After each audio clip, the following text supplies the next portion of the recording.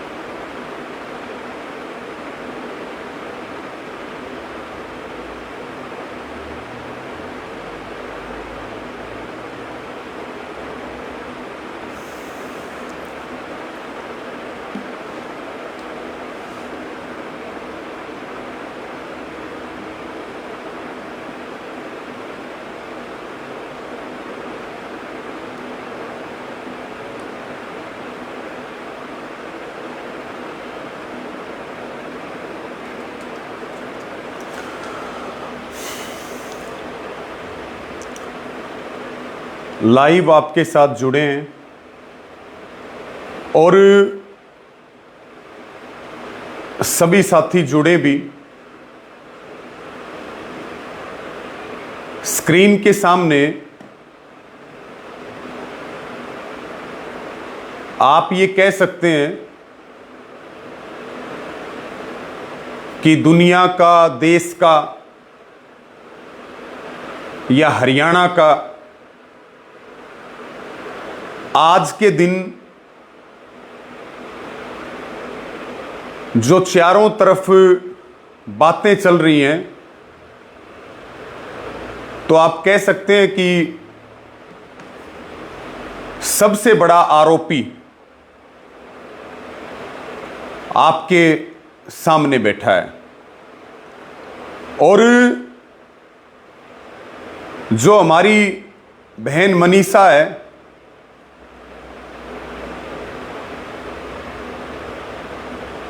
इस पूरे मामले की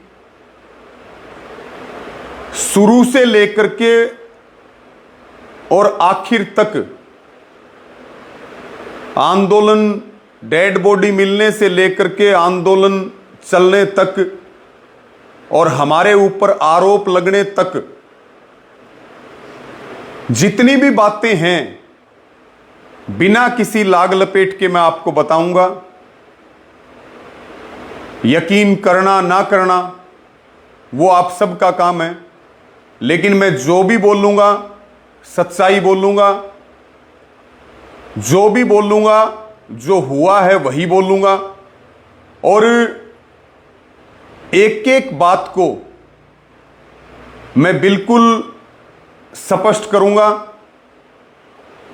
और आप सबसे भी मेरी प्रार्थना है कि आप इसको ध्यान से सुने। आपके जो भी सवाल हैं वो भी आप कमेंट के माध्यम से अपने लिख दें। साथियों, मैं अपनी बात शुरू करता हूं। 13 तारीख की सुबह जब सिंघाणी के खेतों में नहर के पास बहन मनीषा की डेड बॉडी मिली, शव सत-विसत हालत में था, और जिस तरह से डेड बॉडी मिली तो सबका दिल दहल गया, क्योंकि ऐसा जघन्य काम आपने और हमने नहीं देखा था। और जब डेड बॉडी मिली उसी समय हम लोहारू धरने पर जा रहे थे। हमें जैसे ही जानकारी मिली, हम उन खेतों में गए और सबसे पहला वहां एसडीएम और जो डीएसपी मौके पे आए और बहन मनीषा के पिता भाई संजय बैरागी जी वहां पर थे। उनसे हमने बात की तो उन्होंने पुलिस के बारे में बताया कि 112 को हमने बुलाया था सिंघानी में। उन्होंने कहा कि आ जाएगी 2-4 दिन में। अगले दिन हम एसएचओ के पास गए। एसएचओ ने कहा कि भाग गई होगी, मैरिज सर्टिफिकेट आ जाएगी। साथियों, पहला सवाल मैंने किया अधिकारियों से, एसडीएम और डीएसपी से, कि ये जो हत्याकांड हुआ इसमें सीधे तौर पर लोहारू के एसएचओ आईओ 112 की गलती है। अगर वो समय रहते इस बहन को ढूंढते तो इसकी मौत ना होती और ये बहन हमारे बीच में जीवित होती। ये पहला सवाल हमने किया और हम परिवार को आश्वस्त करके लोहारू चले गए। उसके बाद पोस्टमार्टम के लिए बहन मनीषा के शव को वहां ले जाया गया। वहां ये सब तरह की बातें हुई कि वीडियोग्राफी हो। हमने भी बात की मेडिकल बोर्ड से, पोस्टमार्टम होना चाहिए और दोषियों को जल्द से जल्द पकड़ा जाए। पूरे इस जघन्य हत्याकांड का खुलासा होना चाहिए। उसके बाद से लगातार हम ढाणी लक्ष्मण के लोगों के संपर्क में रहे, परिवार के संपर्क में रहे और फिर बड़ी संख्या में लोग 14 तारीख को भिवानी के सिविल हॉस्पिटल में रहे और इस बात को ढाणी लक्ष्मण गांव जानता है और ढाणी लक्ष्मण गांव के पूर्व सरपंच महावीर जी और भाई दिनेश जोशी और हम 13 तारीख को भी ये बात कह करके आए थे कि जब तक अपराधी ना पकड़ा जाए हमारी बहन का अंतिम संस्कार मत करना। 14 तारीख को हम लगातार संपर्क में रहे और हमने सारे साथियों को ये बात कही। उन्होंने मेरे से भी पूछा क्या करना चाहिए। मैंने कहा कि आप लोग भिवानी से आ जाओ और डिगावा में आकर के नेशनल हाईवे के साथ धरना लगा लो और हम इस लड़ाई को लड़ेंगे, इस बहन को न्याय दिलाने का काम करेंगे। साथियों, मैं मुख्य बात शुरू से लेके आखिर तक बताऊंगा क्योंकि सब लोग मेरा पक्ष भी जानना चाहते हैं या कमेटी का पक्ष भी जानना चाहते हैं। कल रात से लेकर के और अब तक जो चीजें चलाई जा रही हैं उसमें हमारा पक्ष भी बहुत महत्वपूर्ण है और हमारे पक्ष को सब जानना चाहते हैं और हम अपना पक्ष रखने के लिए ही आपके सामने आए हैं। उसके बाद अगर कोई हमारा दोष हो तो हमें किसी भी चौक चौराहे पे बुला लेना, हम आने के लिए तैयार हैं। जो सजा देनी हो वो दे देना, हम उसके लिए तैयार हैं। तो साथियों, 14 तारीख की रात को नेशनल हाईवे नंबर 709 के साथ धरना लगाया गया और मैं वो पहला शख्स हूं जो रात को 9:30 बजे उस धरना स्थल पर हम गए और हमने परिवार और वहां जो कमेटी भिवानी बनी थी जिसमें बैरागी समाज के लोग थे, ढाणी लक्ष्मण के लोग थे, कुछ और लोग थे, सबसे हमने बात करके इस बात को कहा कि जब तक इस निर्मम हत्या जघन्य हत्याकांड का पर्दाफाश नहीं हो जाएगा तब तक हम इस बहन का अंतिम संस्कार नहीं करेंगे। उसके बाद दोषी पुलिसकर्मियों के ऊपर कार्रवाई होनी चाहिए और कार्रवाई ऐसी हो कि पूरे हरियाणा की पुलिस को यह मैसेज जाए कि ड्यूटी ना निभाने का क्या मतलब होता है। हमने इस बात को सबसे पहले कहा, दोषियों को टर्मिनेट करना चाहिए उनको आरोपी बनाना चाहिए मुकदमे में। जितने दोषी हत्यारे हैं उतने ही दोषी पुलिस वाले भी हैं जिन्होंने अपनी ड्यूटी नहीं निभाई। साथियों 14 तारीख को रात को जब हम गए वहां कह करके आए, आपने सारी बातें सुनी, हमारे सभी साथी वहां मौजूद रहे। और फिर 15 तारीख को महापंचायत बुलाई गई और 15 तारीख को जिस हिसाब से रोष पूरे भिवानी जिले में था, पूरे हरियाणा में रोष था, क्योंकि जिस हालत में शव मिला और जिस हालत में हमारी बहन के पिता ने बयान दिए और फिर हम सारे लोग जुड़े न्याय दिलाने के लिए, और फिर जो आक्रोश पैदा हुआ जनता के अंदर, तो 15 तारीख को फिर महापंचायत बुलाई गई। हजारों की संख्या में लोग आए और 15 तारीख को केवल रात को धरना नहीं था, केवल दिन दिन में धरना था, यानी कि सुबह से लेकर के रात तक। और जो कमेटी 13 तारीख को सिविल हॉस्पिटल में 21 सदस्यों की बनी थी, मैं उस कमेटी का हिस्सा नहीं था। मैं केवल और केवल एक मदद के तौर पे, एक सहयोग के तौर पे, कि भाई बहन बेटियां सबकी बराबर होती हैं। अगर आज इस बहन के साथ हुआ है, कल किसी और के साथ होगा। अगर हम इस बहन को न्याय दिलवा पाए तो एक नजीर पेश होगी पूरे देश में, पूरे प्रदेश में। साथियों 15 तारीख को रात को यह खबर आई, दिन में खबर आई कि एसएचओ को सस्पेंड कर दिया, महिला एएसआई आईओ को सस्पेंड कर दिया, और जो है 4 112 वाले जो पुलिसकर्मी हैं उनको सस्पेंड कर दिया।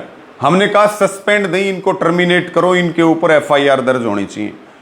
देर रात ये खबर आई कि जो एसपी मनबीर सिंह हैं उनका तबादला करके 15 तारीख की रात को और एसपी सुमित कुमार को यहां पे लगा दिया गया है। मांग हमारी केवल ये थी, ये जितने भी भाई एक तो कोई बात चली और आपने हमें दोषी मान लिया, तो देखो उसको हम सच्चाई कितनी भी बताएं वो कभी यकीन नहीं करेगा। लेकिन अगर आप मेरी बात सुनेंगे तो मैं एक एक बात आपको स्पष्ट करूंगा।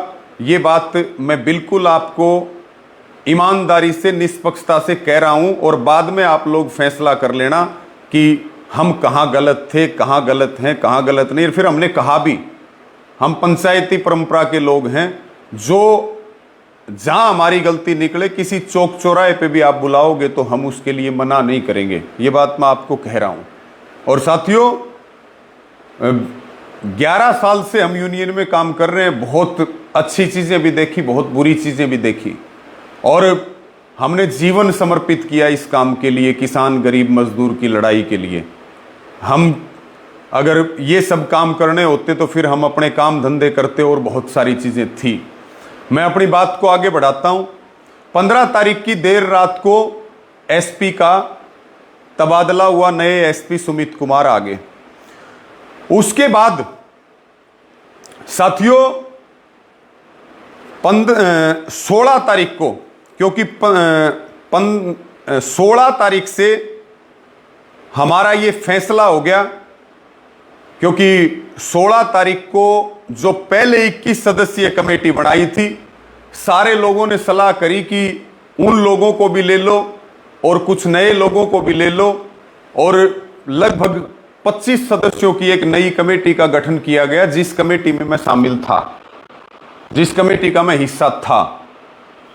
उसके बाद 16 तारीख को हमें यह बात पता चली, क्योंकि जिस समाज से हमारी ये बेटी है उसी समाज के एसपी को भी यहां सरकार ने लगाया, कि सुबह 8 बजे मनीषा के पिताजी और उनके साथ में शायद उनके चाचा को एसपी ने बुलाया है, और एसपी ने बुला करके उनसे भिवानी में बातचीत की है। कमेटी को इस बारे में कोई जानकारी नहीं थी कि भाई मनीषा के फादर और मनीषा के दादा यानी कि संजय जी के चाचा, शायद चाचा हैं, चाचा को बुलाया है।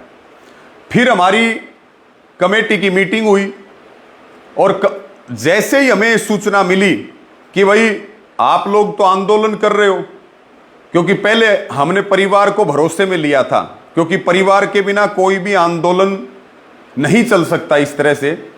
लेकिन जैसे ही ये खबर मिली कि मनीषा के पिता और दादा को एसपी सुमित कुमार ने बुलाया है, ये बात हमारे सारे साथियों में फैली और कमेटी की मीटिंग इस बारे में हुई कि भाई ये क्यों किया गया, जब इतना बड़ा आंदोलन चल रहा है, ये जन आंदोलन बन चुका है, इस बहन को हर कोई न्याय दिलाना चाहता है, हर कोई बहन के लिए न्याय मांग रहा है।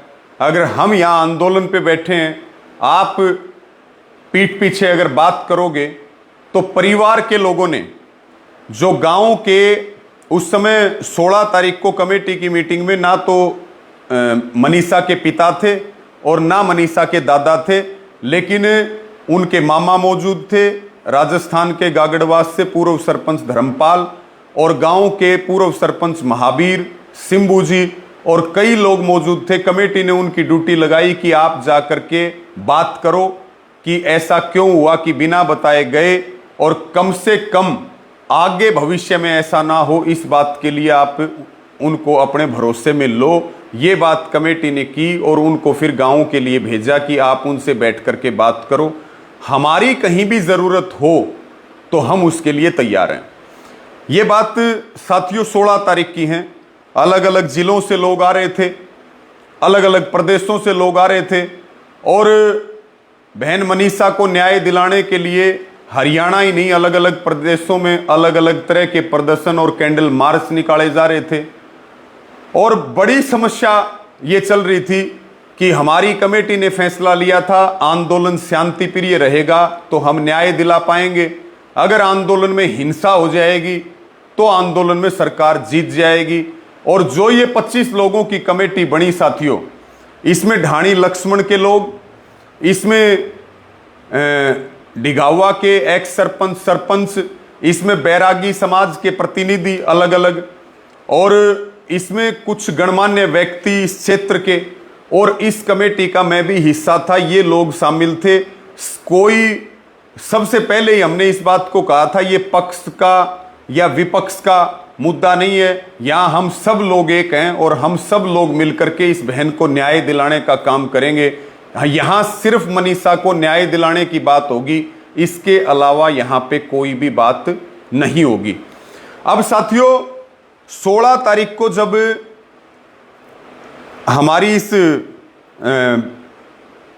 ये बात हुई कि भाई आप लोग जाकर के परिवार को भरोसे में लो, उसी शाम फिर एसपी सुमित कुमार ने डिगावा के रेस्ट हाउस में कमेटी की मीटिंग बुलाई और उनका ये कहना था, जो ये एसपी सुमित कुमार थे, कि भाई आप अंतिम संस्कार कर दो और हम बहुत गहराई से जांच कर रहे हैं, हम हर एंगल से जांच कर रहे हैं और आप जो है किसी प्रकार की चिंता ना करो, सबका सम्मान होना चाहिए, अंतिम संस्कार कर दो। हमने ये बात कही थी कि भाई अहमदाबाद में विमान का हादसा हुआ, 250 से ज्यादा लोगों की जान चली गई, उनका अंतिम संस्कार कैसे हुआ था? जब तक पूरा खुलासा नहीं होगा, जब तक हत्यारोपी गिरफ्तार नहीं होंगे, और जनता की हम सब की एक आवाज थी कि उनको फांसी की सजा मिलनी चाहिए, तब तक हम पीछे नहीं हटेंगे।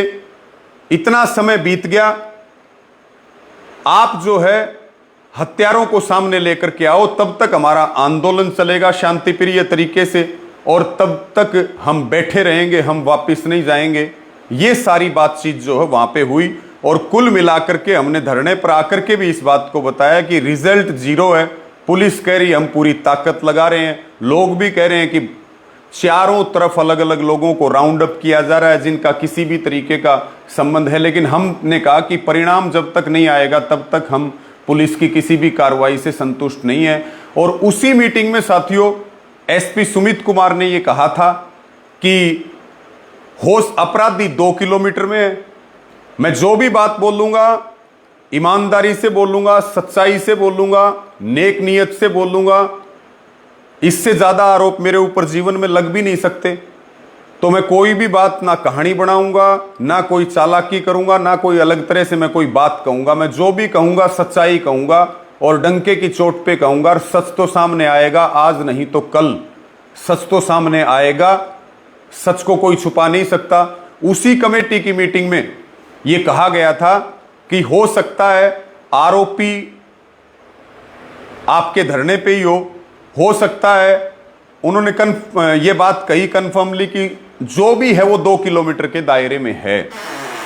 अब साथियों, हमने उनको ये आश्वस्त किया था कि भाई हमारी कमेटी हर तरह से आपका सहयोग करेगी। उन्होंने कहा हमारा जांच में सहयोग करिए ताकि हम इसका जल्दी खुलासा कर पाएं, हम हर एंगल से जांच कर रहे हैं। हमने आश्वस्त किया था, हमने मतलब पूरी कमेटी ने, पूरी, क्योंकि जो कमेटी लगभग 25 लोगों की थी, बातचीत करने के लिए मेरे हिसाब से 11 लोगों को भेजा गया था और मैं उस बातचीत में शामिल था। ये सारी बातें वहां हुई। कमेटी ने आश्वस्त किया कि बिना सच्चाई जाने हम जो है यानी कि हत्यारोपियों की गिरफ्तारी तक हम अंतिम संस्कार नहीं करेंगे। आप जल्दी करिए। और उसी में कमेटी ने यह कहा था चाहे अपराधी हमारे बीच से ही क्यों ना हो, उसको भी वही सजा मिलनी चाहिए जो हम दूसरों के लिए मांग कर रहे हैं। अब साथियों, 16 तारीख की अगर हम बात करें, हमारी जो कमेटी थी, शाम को वहां से आने के बाद अनुशासन समिति बनी।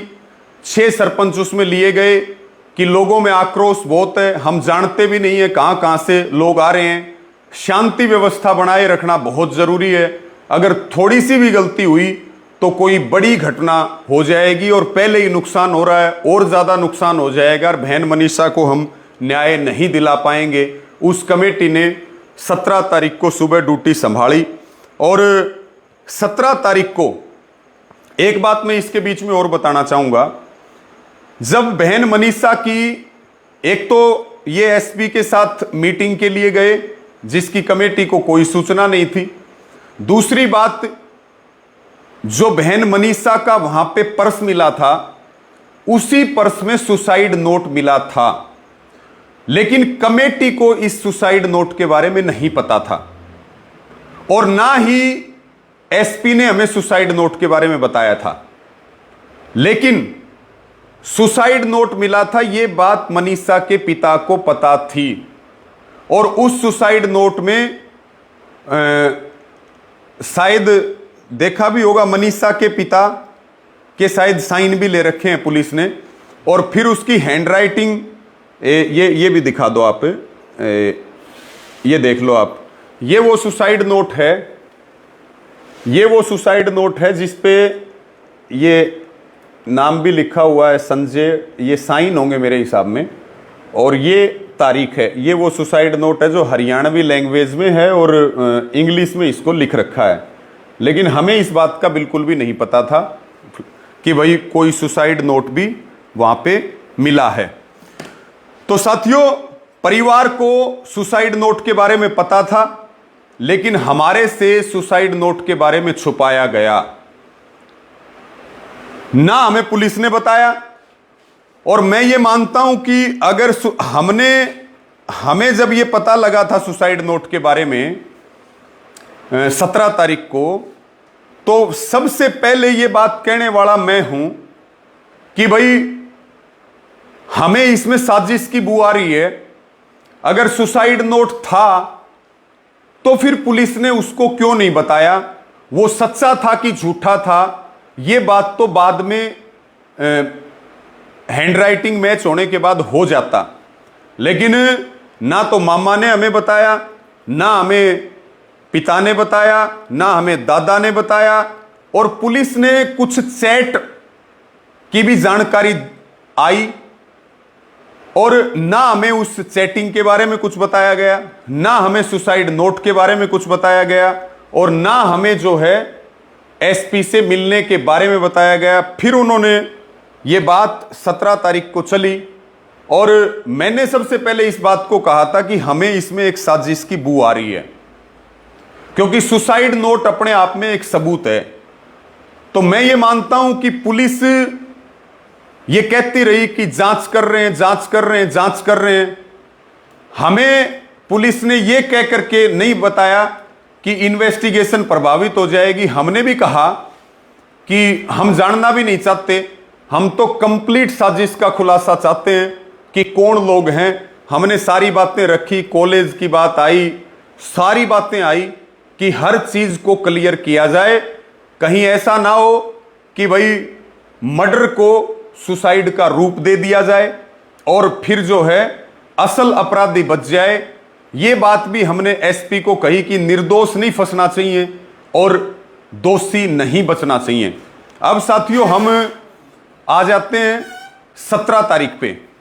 17 तारीख की बात, यानी कि 17 तारीख पे हम बातचीत करते हैं। 17 तारीख को फिर से लगभग जो हमारी कमेटी थी 25 सदस्यों की, उस कमेटी में से लगभग 11 लोगों की जिम्मेवारी लगाई गई। मीटिंग का न्योता आया और मीटिंग के न्योते में ये आया कि भाई आप बातचीत करने के लिए आओ। एसपी साहब भी हैं, डीसी साहब भी हैं, एसडीएम भी हैं, वो कमेटी से बातचीत करेंगे। ये बात है साथियों 17 तारीख की। 17 तारीख की बात मैं आपको बता रहा हूं। जब तक आक्रोश लगातार बढ़ रहा था, बात पूरे देश तक चली गई थी और मैं इस बात को मानता हूं कि कोई भी सूचना का आदान प्रदान मीडिया से या लोगों के बीच करना था, वो कमेटी ने मेरी जिम्मेवारी लगाई थी। लेकिन सारी कमेटी मौजूद है, सारे लोग मौजूद हैं। हमने कोई भी फैसला व्यक्तिगत नहीं किया, हमने कोई भी बात कहीं भी अपने लेवल पे नहीं की, हमने किसी अधिकारी से कोई बात नहीं की। और हम दिन और रात, मैं वो शख्स हूं अकेला, बाहर के लोगों में केवल मैं वो शख्स हूं जो दिन रात में धरने पे रहा।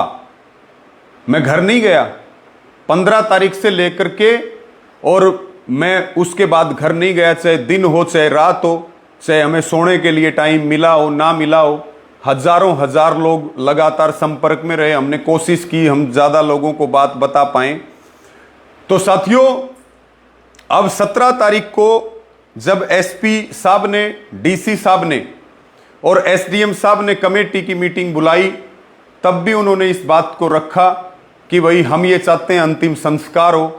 हमने कहा आप चाहते हो अंतिम संस्कार हो और जनता चाहती है कि गुनहगार गिरफ्तार हों, आप जो है गिरफ्तारी करिए दोषियों की। फिर उन्होंने इस बात को दोहराया कि हम लगे हुए हैं, नहर का पानी हमने खाली करवाया है मोबाइल ढूंढने के लिए, तमाम तरह की बातें की। मैं उन बातों में नहीं जाना चाहता, जो असल बात है वो मैं आपको बताऊंगा। उसके बाद साथियों 17 तारीख को फिर हम उनको ये बात कह करके आए कि भाई आप ये बात बार बार कह रहे हो कि परिवार का सहयोग नहीं मिल रहा, कमेटी का सहयोग नहीं मिल रहा। हम हर संभव आपका सहयोग करेंगे, कोई भी बात हो आप कमेटी का आप पेटा भरना। ये बात हमने अधिकारियों को कहा। अंतिम संस्कार तो तभी होगा जब इस बहन को न्याय मिल जाएगा। ये एक जन आंदोलन बन चुका है, अंतिम संस्कार उसके बिना नहीं हो सकता। ये बात हमने उनको क्लियर करके हम आगे। साथियों लगातार वहां जो शांति व्यवस्था बिगड़ रही थी, अलग अलग जगह से लोग आ रहे थे, कुछ लोग इसमें राजनीतिक मुद्दा भी ढूंढ रहे थे। फिर कमेटी ने बैठ करके ये फैसला लिया कि भाई हम 18 तारीख को यानी कि कल हम माइक बंद रखेंगे, कोई ज़रूरी सूचना होगी तो हम उसको लोगों के बीच आकर के बता देंगे, और वो बताई भी। और 4 बजे हम मीडिया को ब्रीफ कर देंगे कि हमारे ताज़ा अपडेट्स क्या हैं। उसके बाद 18 तारीख को मैं आ जाता हूं। 18 तारीख को साथियों यानी कि कल, क्योंकि कोई भी मैसेज आ रहा था प्रशासन की तरफ से या कोई भी अधिकारियों से बात हो रही थी, तो वो कमेटी की तरफ से जो हमारे कमेटी के सीनियर साथी हैं भाई विजय गोठड़ा, वो उनसे बातचीत कर रहे थे। फिर ये मैसेज आया 18 तारीख को यानी कि कल हम बैठे कि भाई एक तो सबसे जिम्मेवारी ये है कि जो हमारी 17 तारीख को अनुशासन समिति 16 तारीख को बनी, वो अपनी एक तो ड्यूटी ठीक तरीके से करे, कोई अव्यवस्था ना हो। और प्रशासन की तरफ से ये मैसेज मिला है, हमने उनको सहयोग करने का वायदा किया था। ये मैं कल की आपको बात बता रहा हूं। और एक टीम जो पीजीआई के डॉक्टर हैं रोहतक के, उसमें medical superintendent of PGI doctor Kundan Mittal की चेयरमैनशिप में पहले एक पोस्टमार्टम तो हुआ 13 तारीख को भिवानी सिविल हॉस्पिटल में मेडिकल बोर्ड से, और दूसरा पोस्टमार्टम हुआ 15 तारीख को पीजीआई रोहतक में। तो उसकी पूरी टीम होगी पोस्टमार्टम की और पीजीआई के टॉप डॉक्टर्स की, और जो एफएसएल की रिपोर्ट आई है, पोस्टमार्टम की रिपोर्ट आई है, उसके लिए परिवार के सदस्य चले जाएं, उसके लिए कमेटी के कुछ 4-5 लोग कमेटी के भेज दो, और कुछ जो है वो अपने ये परिवार के लोग चले जाएं। साथियों, उन जाने वालों में मेरा नाम नहीं था, मैं इस बात को स्पष्ट करना चाहता हूं। रोहतक जाने वालों में से मेरा नाम नहीं था। उसमें ड्यूटी लगाई गई कि भाई एडवोकेट अशोक आर्य चले जाएंगे, उसमें एडवोकेट कविता आर्य चले जाएंगे, क्योंकि इनको टेक्निकल चीज़ों की समझ है, ये वकील हैं तो ये अच्छे से पूछ सकते हैं। क्योंकि एसपी साहब हमें 17 तारीख को ये कह करके गए थे कि डॉक्टरों के सामने सारी रिपोर्ट का एनालिसिस होगा और परिवार और उसमें कमेटी के लोग मौजूद रहें तो वो ज़्यादा बेहतर है, हम ये चाहते हैं। तो आप लोग उसकी भी तैयारी रखें। वो 18 तारीख को मैसेज आ ही गया, और लगभग 6 बजे वहाँ पे हमारी कमेटी, ये दो तो एडवोकेट अशोक आर्य और कविता आर्य, और उसमें एक गांव के मौजूदा सरपंच और एक मनफरा के सरपंच, और उसमें लड़की का मामा, उसमें जो है लड़की के भाई परिवार और जो है पिता, इनको सबको बुलाया गया था। बात को ध्यान से सुनिएगा, मैं बहुत महत्वपूर्ण बात बता रहा हूँ। कोई भी आपका सवाल हो वो आमंत्रित है, हम हर सवाल का जवाब हर जगह पे देने के लिए तैयार हैं, हम कहीं पीछे नहीं हटेंगे। लेकिन आप इन बातों को ध्यान से सुनिए, क्योंकि मैं लाइव अभी इसलिए आया कि भाई मखा जिसको जो कहना है वो कहने दो, जिसको जो करना है वो करने दो। हम आकर के सच्चाई बताएंगे ताकि लोग कम से कम सुनने के लिए तैयार हों, ये बात मैं आपको कह रहा हूं। तो साथियों, इसी बीच फोन आता है, क्योंकि जब हमारी मीटिंग चल रही थी तो उसमें मनीषा के मामा धर्मपाल जो है वो वहां पे, तो फिर इसको कैसे करोगे? अच्छा, मामा धर्मपाल जो है वो वहां उस कमेटी की मीटिंग में मौजूद थे, और जब वो जाने लगे तो उनके पास फोन आया। हम वहीं पे धरना स्थल के पास हम बैठे थे मंदिर में। उन्होंने कहा कि मनीषा के पिता ये कह रहे हैं कि हम कहीं भी रवि आज़ाद के बिना नहीं जाएंगे। तो मैंने उनको समझाया कि मेरी यहाँ जिम्मेवारी लगा रखी है कमेटी ने, सारे लोग भरोसे के हैं, आप लोग जाओ, आप लोग जा करके और आप जो है अपनी सारी चीज़ों की तसल्ली करके आओ। लेकिन फिर जब उन्होंने बार बार कहा तो फिर मैं इनको लेकर के रेस्ट हाउस में गया, और रेस्ट हाउस में भी सारों ने कहा कि भाई आपको चलना पड़ेगा। हमने कहा कि ठीक है हम चल पड़ेंगे। लेकिन हम रेस्ट हाउस से निकल के वापस धरने पे आए। चीज़ों को आप समझिए, 2 पुलिस की गाड़ियों में परिवार और कमेटी के सदस्य जो नियुक्त किए थे पहले उनको ले जाया गया। हमने कहा हम अपनी गाड़ी से आ जाएंगे, क्योंकि हमने 4 बजे का टाइम मीडिया को ब्रीफिंग के लिए भी दे रखा है। तो हम वो मीडिया से बात करके कमेटी को बता करके कि भाई परिवार कह रहा है हम भी जाएं, फिर हम वहाँ चले जाएंगे। साथियों, हम लगभग पौना घंटा लेट थे, और जब हम निकल रहे थे तो आपने देखा भी कि किस प्रकार से वहाँ जाम लगा दिया गया था। स्थिति बहुत खराब हो रही थी। जिम्मेवारी थी कि किसी प्रकार की अव्यवस्था ना फैले। इसी बीच जो एसडीएम मनोज हैं, उन्होंने कहा कि संजय को तो आप लोग ले जाके क्या करोगे, संजय को तो आप उतार दो और आप लोग चले जाओ। हमने मनीषा के फादर को रेस्ट हाउस में उतार दिया, वो एक गाड़ी में बैठ करके शायद अपने घर चले गए, हम वहां चले गए। अब साथियों प्रश्न ये उठता है, जब हम वहां पे गए पीजीआई रोहतक के अंदर, तो हमारी मीटिंग हुई, पूरी वो डॉक्टरों की टीम सारी रिपोर्ट लेकर के बैठी, परिवार बैठा, कमेटी के लोग बैठे। उन्होंने कहा कि सवाल पूछिए। हमने कहा पहले हमें जानकारी तो दो कि भाई आपकी रिपोर्ट्स में क्या आया, हम इस चीज से अनभिज्ञ हैं। उन्होंने पूरी भिवानी की पोस्टमार्टम रिपोर्ट बताई, उन्होंने जो है रोहतक की पोस्टमार्टम रिपोर्ट बताई, और उन्होंने एफएसएल रिपोर्ट आई एक रिपोर्ट को छोड़ करके, और वो उन्होंने ब्रीफ किया। उनका कहने का अर्थ ये था कि भाई बॉडी के अंदर जो है पॉइजन पाया गया है, मोनो पॉइजन। और इसी तरह से हमें इस बात की भी सूचना मिली कि भाई जहां से 11 तारीख को ये मोनो खरीदा गया था, ये पहले पुलिस के माध्यम से कमेटी के पास सूचना आ रही थी कि भाई वो लड़का पुलिस ने उठा रखा है। पहले वो मना कर रहा था, फिर उसने हाँ भर ली, और 1 लीटर 600 रुपये की मोनो वहां से मनीषा ने ली थी।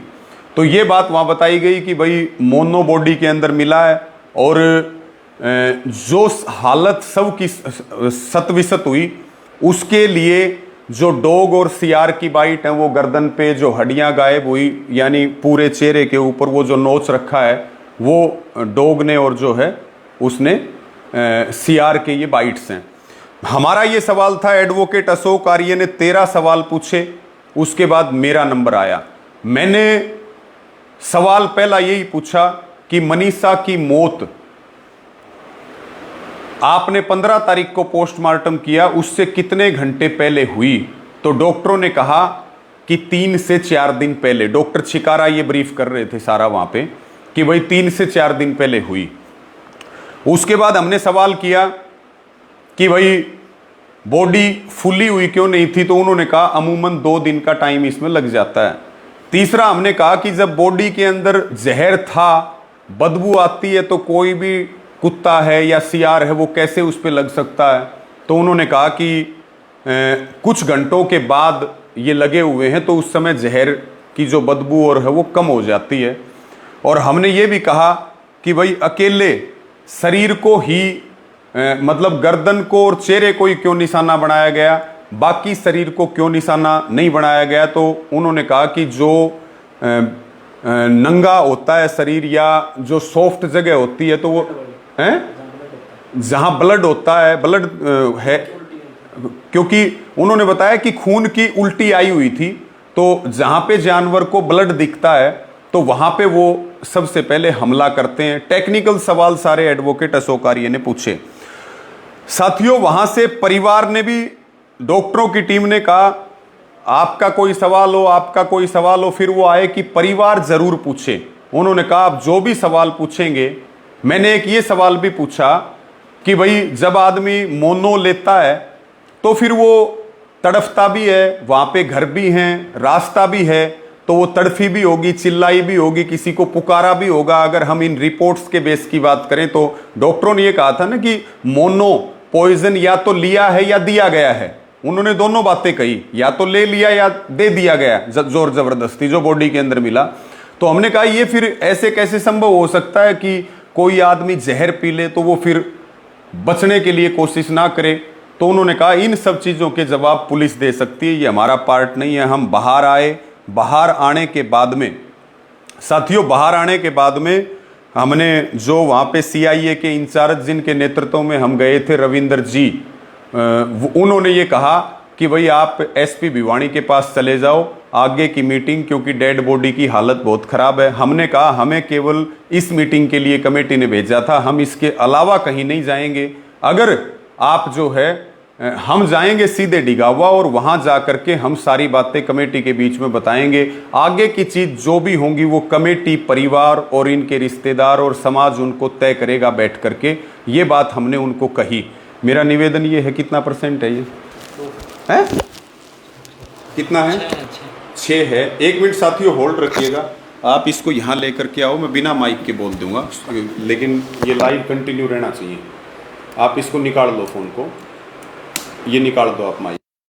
और आप यहाँ बैठ जाओ। एक बार इसको लगा लो चार्ज। नमित आगे लिए लाइट। नमित, इसको आप आगे ले आओ।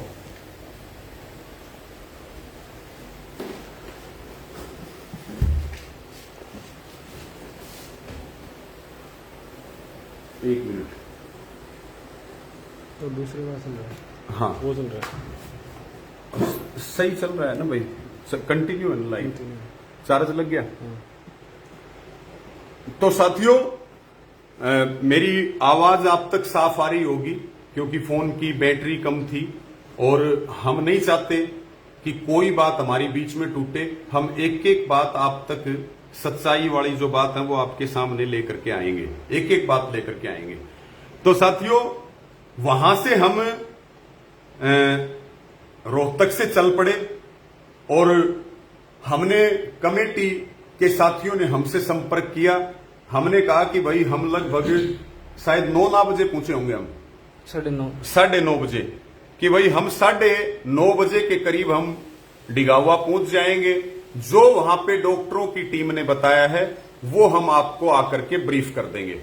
उसके बाद हम आए डिगावा रात को लगभग 9:30 बजे। ये मैं रात की बात बता रहा हूं, फिर बाद में जहां से चीजें बिगड़ी और वो बात मैं यहां तक आपको लेकर के आऊंगा आपके सामने। और हम वहां से जवाब दे ही चुके थे अपने इसको सीआईए इंचार्ज को कि भाई हम जो है कोई भी काम, बार बार हम इस बात को पहले से भी कहते रहे कि साथियों ये आंदोलन देश का है, ये आंदोलन प्रदेश का है, ये जन आंदोलन है। हम तो केवल और केवल व्यवस्था बनाए रखने के लिए हैं। हम इस आंदोलन को नहीं चला रहे, इस आंदोलन को लोग चला रहे हैं, जनता की भावनाएं हैं, कमेटी पे सबकी नजर है। हम कोई ऐसा काम नहीं करेंगे जिससे कोई लोगों का भरोसा टूट जाए। इसलिए हमने हर बात, और ये सच्चाई जानते हैं, वो कहते हैं ना कि भाई बड़ी के तो सब साथी होते हैं, बिगड़ी का तो कोई भी नहीं होता।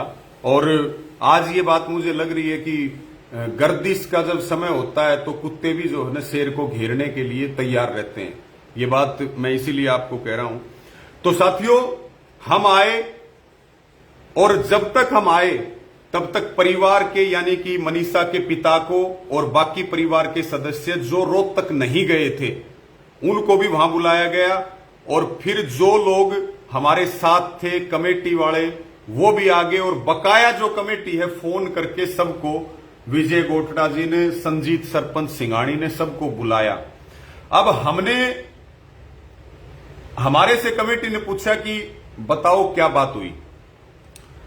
हमने कहा कि टेक्निकल समझ एडवोकेट अशोक आर्य को है।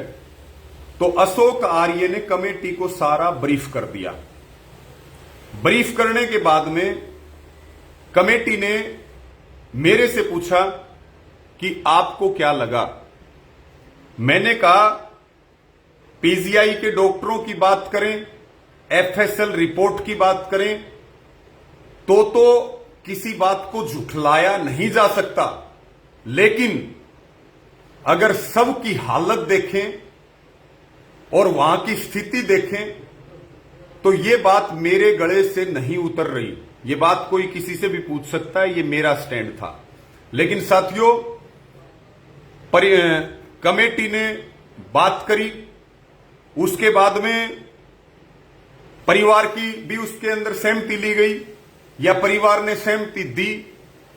और मनीषा के मामा धर्मपाल जी वहां मौजूद हैं, कोई भी जाकर के उनसे पूछ सकता है। मैं और किसी साथी का नाम लूंगा तो कोई और बात करेगा, लेकिन मनीषा के मामा भी अपनी इस बात के लिए सहमति दे चुके थे कि भाई कमेटी का फैसला ठीक है, परिवार को भी ये फैसला मानना चाहिए और ये फैसला हमने मिलजुल करके लिया है। और अब मनीषा का अंतिम संस्कार करना चाहिए, आंदोलन को स्थगित करना चाहिए और पुलिस को जो सवाल बाकी बचे उनके जवाब देने चाहिए। इसके बीच में साथियों मैं एक बात और कहूंगा, मैं कमेटी में वो 25वें नंबर का आदमी हूं जिसने ये बात कही थी कि भाई परिवार की संतुष्टि सबसे ज्यादा जरूरी है और लोग टकटकी लगा करके देख रहे हैं। और मैंने ये बात कही थी कि आपको इतने सवालों के जवाब नहीं देने पड़ेंगे, लेकिन मुझे बहुत सवालों के जवाब देने पड़ेंगे। कोई भी हम ऐसा काम ना करें जिससे लोगों का विश्वास टूटे और कहीं वो हो बात, लेकिन उसमें परिवार की सहमति, कमेटी की सहमति, उनके मामा की सहमति, सारे पंचायती मौजूद लोगों की सहमति 25वें नंबर के ऊपर जो है सबसे लास्ट में, क्योंकि शुरू में ये फैसला था कि जो भी फैसला लेंगे वो सर्वसम्मति से लेंगे, फैसला हम मिलकर के लेंगे। और 25वें नंबर के ऊपर मैंने ये बात कही थी कि भाई इनके रिश्तेदार, इनके परिवार और कमेटी अगर सहमत है तो मैं आप लोगों से अलग कहां जा सकता हूं, मैं आप लोगों से अलग कहां जा सकता हूं। उसके बाद ये सारी बात वहां परिवार के साथ बैठ करके हुई। साथियों, ईमानदारी की बात बताऊंगा मैं आपको, बिल्कुल ईमानदारी की बात। ना तो हमारे ऊपर कोई सरकार का दबाव था, ना हमारे ऊपर किसी अधिकारियों का दबाव था। हमारे ऊपर अगर कोई दबाव था न्याय दिलाने का तो वो सिर्फ और सिर्फ समाज का था, लोगों का था, नौजवानों का था। इसके अलावा हमारे पास हमारे को जो है हमारे ऊपर किसी का कोई दबाव नहीं था। मैं गलत बात करूं, गलत बात चलती नहीं है। सच्चाई को कोई छिपा नहीं सकता, कोई नहीं छिपा सकता सच्चाई को।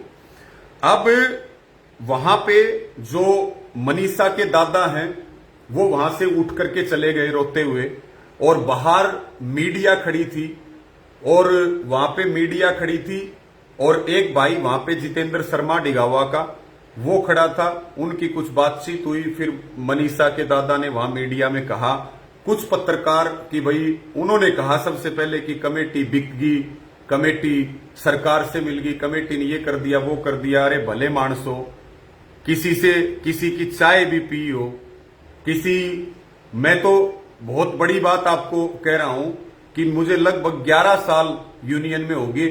कोई आदमी चाय की कप भी साबित कर दे तो मेरी 7 पीढ़ियां उसकी गुलामी करेंगी।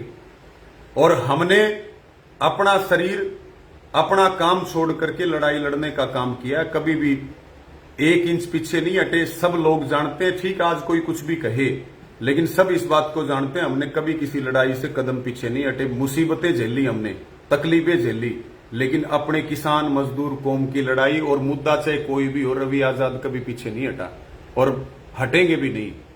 लेकिन साथियों, वहां पे फिर कुछ पत्रकार साथी अंदर आ गए तो उन्होंने कहा कि भाई मीडिया की आपकी कमेटी का क्या फैसला हुआ वो आप बताओ। हमारी कोई ऐसी अलग से तैयारी नहीं थी, हमारी बातचीत चल रही थी। एक बात और चल रही थी साथियों, वो बात महत्वपूर्ण, क्योंकि मैं माफी चाहूंगा, हो सकता है मैं लंबा बोल लूं क्योंकि इतनी सारी चीजों का दबाव है और बहुत सारी चीजें मेरे कोई बाद में भी याद आए तो मैं आपको जो याद आ रहा है वो मैं आपको बताता जा रहा हूं, क्योंकि मैं कोई स्क्रिप्ट तो बता नहीं रहा, मैं जो सच्चाई है वही आपके सामने रख रहा हूं।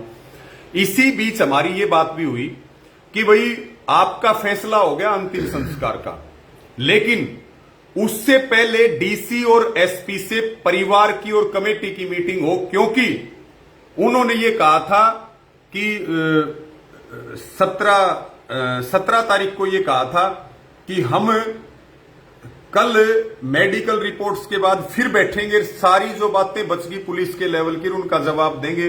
मैंने विजय गोठड़ा जी को खुद कहा कि आप एसपी साहब से टाइम ले लो, ये बात है रात की 11:30 बजे की, और उसी समय ये हंगामा वहां शुरू हो गया। वो टाइम नहीं लिया गया। हमारा ये था कि पहले पीड़ित परिवार, ये कमेटी का था साथियों। मैं एक बात और बताऊं, आज कोई ना तो रवि आजाद उसमें अलग है ना कमेटी अलग है। कमेटी के अंदर सारे पंचायती और सार्वजनिक आदमी थे, सामाजिक आदमी थे। आज कोई किसी को बलि का बकरा बनाए तो भले ही बनाए, हमें उससे कोई आपत्ति नहीं है, लेकिन ये पूरी कमेटी का, मेरी बात पे पूरी कमेटी ने मोहर लगाई थी कि हां बिल्कुल डीसी और एसपी से मीटिंग करनी चाहिए। जो सवाल मन में बच गए उन सवालों को डीसी और एसपी और एसडीएम क्लियर कर दें। और मैंने विजय जी को कहा, मैं बोला आप एसपी साहब से टाइम ले लो, हम रात को 1 बजे भी मीटिंग कर लेंगे, लेकिन लोगों के बड़े सेंटीमेंट हैं, लोगों की बड़ी भावनाएं हैं, बड़ा गलत हुआ है, लोगों ने बहुत संघर्ष किया है। भाई लोगों की बात जो हो वो मतलब ऐसा नहीं होना चाहिए, यहां से एक मिसाल पेश होनी चाहिए ताकि देश और प्रदेश में फिर लोग लड़ सके। जब भी किसी बहन बेटी के साथ गलत हो तब भी लोगों को हौसला मिले। अब जैसे ही वो बाहर चले गए दादा, बाहर हंगामा हो गया, कुछ लोगों को फोन करके बुला लिया गया, कुछ लोग नशे की हालत में थे, वहां नारेबाजी होने लगी और मीडिया भी तब पहुंच गई। तब कमेटी ने मुझे कह दिया कि भाई जो फैसला हुआ है वो रवि आजाद बता देगा। मैंने साथियों जो बात वहां की, मैंने 2 ग्रुप पत्रकारों के थे, मैंने, संजीत सरपंच मौजूदा सिंघाणी ने और विजय गोठड़ा जी ने, तीनों ने हमने बाइट दिए और एकदम चीजें ऐसे बदल गई कि जो हम मीटिंग करना चाह रहे थे वो मीटिंग भी नहीं हुई और एकदम चीजें बदल गई। वो मेरे आगे माइक लगाया, मैंने केवल एक बात कही, मैंने कहा भाई जो मेडिकल रिपोर्ट का एनालिसिस हुआ है उन मेडिकल रिपोर्ट के एनालिसिस पे हमने कमेटी के बीच में आकर के बताया, परिवार मौजूद था, सारों ने चर्चा करी है, कमेटी और परिवार ने ये फैसला किया है कि हम अंतिम संस्कार अपने रीति रिवाज से करेंगे और पुलिस सारे सवालों का जवाब दे दे और जो भी सवाल लोगों के मन में है, और उसके बाद में हम परिवार के साथ, फिर परिवार के साथ रहेंगे। लोगों ने लड़ाई लड़ी, सबका धन्यवाद है। ये मेरी बाइट थी केवल। और उसी दौरान मीडिया ने ये निकाल के दो, जो मनीषा के फादर हैं संजय की भी बाइट ली। उन्होंने फिर जो गांव में जाकर के कहा ने, शायद कल रात को कहा या आज सुबह कहा कि भाई कमेटी के ऊपर सरकार का दबाव था, मेरे ऊपर कमेटी ने दबाव दिया। परमात्मा देखता है, कोई प्रकृति को मानता हो, कोई भगवान को मानता हो, किसी के ऊपर कोई दबाव नहीं था। ये मीडिया के आगे वो बैठ के बयान भी दे रहे हैं, आप देख लो। आज कमेटी की काफी देर मीटिंग चली है, लोकल पीजीआई की मेडिकल रिपोर्ट भी आ गई, तो मेडिकल रिपोर्ट से कितने संतुष्ट है और क्या निर्णय कमेटी ने लिया है? आप लोगों ने बहुत लंबा समय बीत चुका है। हमने जो कमेटी ने फैसला लिया है वो सारे समाज को इकट्ठा देख करके और अपने भविष्य, अपने हित में ही लिया है। जो भी फैसला लिया कमेटी ने, कमेटी का फैसला ये है कि हम अपनी बेटी का संस्कार हिंदू रीति रिवाज के साथ, मान सम्मान के साथ करें और प्रशासन अपने काम पे लगा हुआ है, हम उनके काम से संतुष्ट हैं। अंतिम संस्कार का करना है। तो जो जहाँ तक अब तक जो जाँच सामने आई उससे कितने संतुष्ट है? बाकी ठीक ही है, बाकी आगे कार्रवाई चल रही है। इस जनता में काफी आक्रोश है, अब लड़की के पिता सिर के दुख है इस बात को लेकर। तो जिस तरह से लोगों की जवाबी से यहाँ पर क्या अपील करना चाहेंगे जनता से? शांति का माहौल है। जनता से ये अपील करना चाहूँगा कि जो कमेटी ने मंजूर किया है उसके साथ हमें चलना ही पड़ेगा, क्योंकि कमेटी के साथ ही वो जनता थी। साथियों, ये वीडियो आप सुन रहे हैं, ये वीडियो है हमारी बहन मनीषा के फादर संजय जी का। कोई दबाव आपको देता हुआ दिखाई दे रहा, वो पत्रकार बंधु भी मौजूद हैं, महासिंह जी, मदन और शशि, ये सारे लोग वहां पे थे जो लोकल वहीं से बिलोंग करते हैं। ये बयान उन्होंने दिया है कि हम इस फैसले से संतुष्ट हैं, हम अपनी बेटी का अंतिम संस्कार हिंदू रीति रिवाज के साथ करना चाहते हैं और लोगों को इस फैसले का सम्मान करना चाहिए। ये बात वो इस वीडियो में बोल रहे हैं और आप देख सकते हैं। और परमात्मा इस बात को जानता है, कमेटी के लोग वहां मौजूद थे, मीडिया के लोग वहां मौजूद थे, किसी प्रकार का कोई भी दबाव नहीं दिया गया।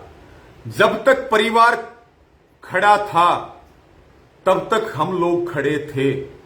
जब परिवार ने चीजों पे सहमति दे दी तो उसके बाद हम क्या करते, इस बात का आप जवाब आपको जरूर देना चाहिए। अब मैं आगे की बात आपको करता हूं।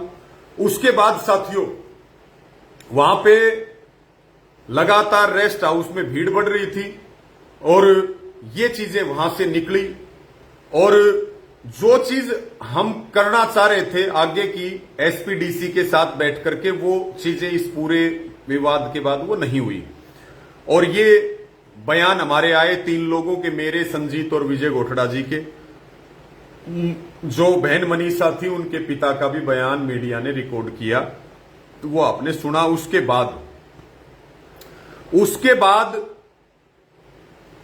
वो गांव में गए, खुद विजय गोठड़ा जी मनीषा के पिता को, मनीषा के दादा को, मनीषा के परिवार में भाई को अपनी गाड़ी में बैठा करके ढाणी लक्ष्मण छोड़ करके आए हैं। और वहीं पे मनीषा के पिता ने एसडीएम को यह कहा कि हम सुबह भिवानी आएंगे बॉडी लेने के लिए और हम जल्दी आएंगे, आप लोग उसकी तैयारी रखियो और हम अंतिम संस्कार करेंगे। और कमेटी ने और सब ने ये कहा हम सारे लोग अंतिम संस्कार में जाकर के शामिल होंगे। अब वहां जाकर के उन्होंने गांव में ये कहा कि भाई मेरे ऊपर तो कमेटी ने दबाव दे दिया था और मैं आपके सामने कह रहा हूं, जो ये भाई संजय हैं, हमारी आंखों में आंख डाल करके या कमेटी की आंखों में आंख डाल करके एक बार ये बता दें कि आपके ऊपर दबाव किसने दिया। उस दबाव देने वाले आदमी का नाम बता दो आप। उस दबाव देने वाले, मैं ये सवाल कर रहा हूं कि मनीषा के पिता संजय को ये बताना चाहिए कि दबाव किसने दिया। किसी ने दबाव दिला करके आपको बात मनवाई थी क्या? दबाव दिला करके मीडिया से आपके बयान करवाए थे क्या? आपके जो रिश्तेदार हैं, आपके साले हैं, सरपंच हैं गागड़वास के धर्मपाल जी, वो वहीं मौजूद थे। वो सारी बातों में ये कहने वाले थे कि बिल्कुल ये ठीक फैसला है, अब इसको आगे नहीं बढ़ाना चाहिए। अरे रवि आजाद तो 25वें नंबर पे था, सहमति देने वाला रवि आजाद 25वें नंबर पे। इस लड़ाई को हमने शुरू किया, लोगों को एक जो आक्रोश था उसको एक आंदोलन के रूप में लेकर के आए। हमने इस लड़ाई को शुरू किया और जिस लड़ाई को हम लोगों ने शुरू किया मिलकर के और कमेटी के नेतृत्व में सर्वसम्मति से निर्णय किए। एक आदमी ये कह दे रवि आजाद अपनी मर्जी से, एक बार माइक पे भी बोला हो, रवि आजाद ने अपनी मर्जी से एक फैसला भी किया हो, रवि आजाद ने किसी अधिकारी से बात भी की हो। मैं ये बात कहना चाहता हूं, जो रात से लेकर के और अब तक हमारे पास हजारों फोन आ रहे हैं, हजारों फोन इस कांड के बाद लगातार आ रहे थे, मैसेज आ रहे हैं। साथियों, उन लोगों को मौका मिल गया जो लोग सरकार के हैं या जिन्होंने सरकार का चोला ओढ़ रखा है। सरकार की आंखों में रवि आजाद खटकता है, ये बात सबको पता है। और रवि आजाद सरकार से मिल जाए, अगर ये बात कोई मान सकता है तो फिर सब कुछ मान लियो, फिर कोई दिक्कत नहीं है भाई। अगर रवि आजाद भी सरकार से मिल सकता है, आप उस आदमी का नाम बता दो जो सरकार की हर पॉलिसी, सरकार के हर गलत काम के खिलाफ अगर कोई बोलता है तो वो रवि आजाद है। और फिर जो सोशल मीडिया पे मुहिम चली, मैं कहना नहीं चाहता, लेकिन बिक गया, ये बिकाऊ है। ये वही कुत्ता है जिसने उस बहन की लाश को नोचा है। ये बात कही गई, ये बात अनगिनत लोग, वो लोग जो हमारे को टारगेट करने का मौका ढूंढ रहे थे, हमारे अंदर कमी निकले वो मौका ढूंढ रहे थे, और वो लोग जो कहीं ना कहीं हमारे कंपटीटर हैं, जो लोग आज ढाणी लक्ष्मण जाकर के नेता बन रहे हैं, उनसे मैं पूछना चाहता हूं, हम तो 14 तारीख से बैठे हैं, तुम आए क्या वहां पे एक बार भी धरने पे? तुम इसलिए आए कि रवि आजाद को सवालों के कटघरे में खड़ा किया, तुम इसलिए राजनीति करने के लिए आए? ये मैं डंके की चोट पे कह रहा हूं। साथियों, सरकार और सरकार समर्थित लोग और जिन्होंने सरकार का चोला, मैं 2-3 बात कहूंगा, कुछ बातें परिवार ने हमसे छिपाई, इस बात में कोई शक नहीं है, और कोई दबाव बनाया हो फैसले के लिए तो मनीषा के पिता भरी पंचायत में पूरी कमेटी की मौजूदगी में जिस भी जगह वो बुलाना चाहें, हम भी आएंगे, सारे लोग आएंगे, वो बताएं कि कौन आदमी है जिसने दबाव दिया। और तीसरी बात, सरकार शुरू से इसमें हिंसा चाहती थी, लेकिन हम लोगों ने सबने मिलजुल करके सबको समझाने का काम किया कि कहीं भी उपद्रव नहीं होना चाहिए, कहीं भी लॉ एंड ऑर्डर नहीं बिगड़ना चाहिए, कहीं भी शांति व्यवस्था नहीं बिगड़नी चाहिए। और फिर उन लोगों को मौका मिल गया जो इंतजार कर रहे थे कि भाई अब तो रवि आजाद फंस गया और अब रवि आजाद को लपेट लो। ऊपर परमात्मा देखता है। मुझे सारी बातें ध्यान भी, मतलब कहने का मतलब ये है कि भाई दुनिया का सबसे बड़ा आरोपी आपके सामने स्पष्टीकरण दे रहा है, और जहां जिसको मौका मिला उसने वो बोला, जिसको जो मौका मिला वो लिखा, और हम उससे पहले नहीं बोले। हमने कहा जो बोलने दो, एक बार लिखने दो, जो लिख रहे हैं, जो बोल रहे हैं, जो माहौल बना रहे हैं, ये सारी चीजें वहां पर की गई, सोशल मीडिया पे करी भी जा रही है, की भी गई। लेकिन हम उनको ये बात कहना चाहते हैं, मौका मिल गया भाई तुमने, अरे ये तो बताओ कम से कम, सबसे पहले पूछने वाले हम, दिन रात हम रहने वाले, सबकी सहमति से सारी चीजें लेकर के आगे बढ़े। सबसे कड़ी और कड़वी बात की तो हमने की, दिन रात डटे रहे तो हम डटे रहे। और उसके बाद हमारे को ये कहना कि भाई आंदोलन बेच दिया। मतलब अब जो पिछले 11 साल से हम आपकी लड़ाई लड़ रहे हैं, क्या यही भरोसा और विश्वास है, यही हमें आशीर्वाद है कि हमें इस तरह से कटघरे में खड़ा करके और हमारे हौसले तोड़ने का काम किया जाए? मैं आपसे पूछना चाहता हूं, कौन भाई भविष्य में आपकी ऐसे लड़ाई लड़ेगा जो आप मेरे साथ जो कर रहे हो? और मैं डंके की चोट पे ये भी कहना चाहता हूं, मेरा तो नार्को टेस्ट करवा लो और कमेटी का नार्को टेस्ट करवा लो, मेरी कॉल डिटेल चेक करवा लो। मैं तो उन सभी लोगों को कहना चाहता हूं जो मेरे ऊपर सवाल उठा रहे हैं, किसी पंचायत में बुला लो, नार्को टेस्ट करवाओ, कमेटी का करवाओ, सबका करवाओ, जो जांच मेरी करनी है वो करो, मेरी कॉल डिटेल्स चेक करो। मैं आपको ये कह रहा हूं साथियों, अगर मेरी 1 इंच भी कमी कहीं मिल जाए, 1 इंच भी कमी कहीं मिल जाए, तो मुझे चौराहे पर फांसी लटका देना। और मेरी 7 पीढ़ियां आपकी गुलामी करने के लिए तैयार हैं। लेकिन जो किया जा रहा है उससे आत्मा दुखी हुई है। जो किया जा रहा है, किए किराए पे, सुबह से लेकर रात तक हमने कभी खाना नहीं देखा, हमने कभी नींद नहीं देखी, हमने कभी अपने काम नहीं देखे, हमने केवल आप लोगों के काम देखे। सैकड़ों आंदोलन रहे हैं, वो लोग सारे जुड़े हुए हैं, कई लोग तो उनमें से भी भटक गए। उनसे पूछना चाहता हूं, तुम्हारी लड़ाई लड़ी कभी 1 पैसा लेकर के गया क्या? कभी बेईमानी की क्या? कभी गलत काम किया क्या? कभी पीछे हटा क्या? कभी डरा क्या? कभी दबा क्या? एक बार बता तो दो इस बात को। ठीक है, जब मुसीबतों का पहाड़ टूटता है तो कमजोरी में सब हमले करते हैं, और वो हमले किए भी गए। एक हमला जो भारतीय किसान यूनियन के प्रदेश अध्यक्ष रतन मान जी, उन्होंने एक वीडियो जारी किया कि हमारा कोई संबंध नहीं है। कुछ भी कहें, हमें कोई आपत्ति नहीं, लेकिन आज भी इस बात को कह रहे हैं कि हम सच्चे थे, सच्चे हैं और सच्चे रहेंगे। और जो ढाणी लक्ष्मण के अंदर आंदोलन चल रहा है और जो उस आंदोलन में नई कमेटी बनी है, वहां जो मांग की जा रही है कि एम्स से पोस्टमार्टम हो और हत्यारोपियों को गिरफ्तार किया जाए और सीबीआई की जांच की बात हो। सीबीआई जांच की बात तो सबसे पहले करने वाले हम ही थे। हम उन बातों का भी समर्थन करते हैं। आज भी मनीषा के पिता, मनीषा का परिवार, मनीषा का गांव और आम जनता भी, चाहे वो मेरी बात हो, चाहे कमेटी की बात हो, हमें चाहे ढाणी लक्ष्मण बुला लो, एक बार परिवार और गांव आदेश कर दे, हम तैयार हैं। हम इस लड़ाई से अलग नहीं है, हम इस लड़ाई में शामिल हैं।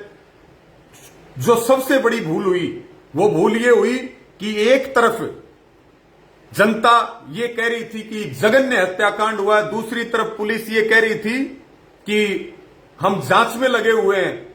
सुसाइड नोट की बात उन्होंने भी हमें नहीं बताई थी।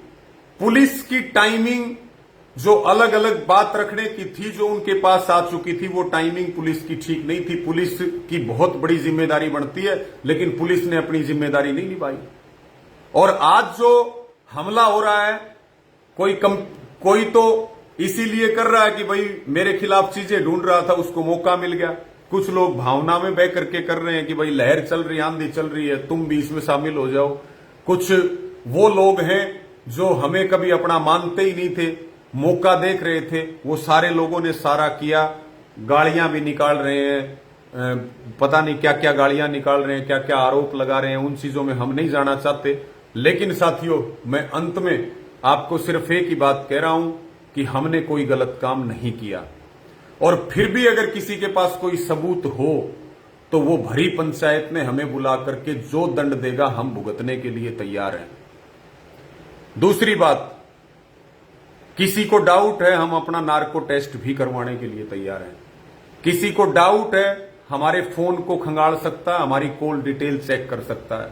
मैं केवल अपनी बात नहीं कर रहा, मैं इस कमेटी की बात भी कर रहा हूं। कमेटी ने जो मेहनत करी, लोगों के आगे हाथ जोड़े, व्यवस्था बनाई, संघर्ष किया, उसका नतीजा ये है क्या?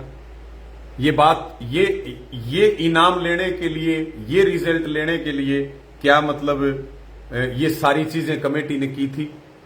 और जिस तरह से दोषारोपित किया गया, रानी लक्ष्मण में आंदोलन चल रहा है, जो वो मांग कर रहे हैं, हमें अब बुला ले भाई, हम तो सिर पे कफन जान हथेली पे रखते हैं, चाहे पीड़ित परिवार अब बुला ले, हमें कोई दिक्कत नहीं, चाहे ढाणी लक्ष्मण गांव बुला ले, हमें कोई, हम कहीं छिप नहीं रहे और ना हम कभी छिपेंगे भविष्य में भी। इसलिए साथियों, वो ज्यादा ना कहते हुए अंत में एक ही अपील करता हूं कि कुछ भी बोलने से पहले और कुछ भी कहने से पहले कम से कम तथ्यों को देख लेना चाहिए। मैं आपका भाई, आपका बेटा 24 घंटे आपके बीच में, प्रदेश के कोने कोने में सिर्फ और सिर्फ गरीब किसान मजदूर की आवाज उठाता हूं, ईमानदारी से उठाता हूं। लेकिन अगर ऐसे करोगे तो हम कैसे लड़ाई लड़ेंगे, कैसे और बच्चे या और नौजवान जो है वो लड़ाई लड़ेंगे? इस बात के ऊपर आपको विचार करना पड़ेगा।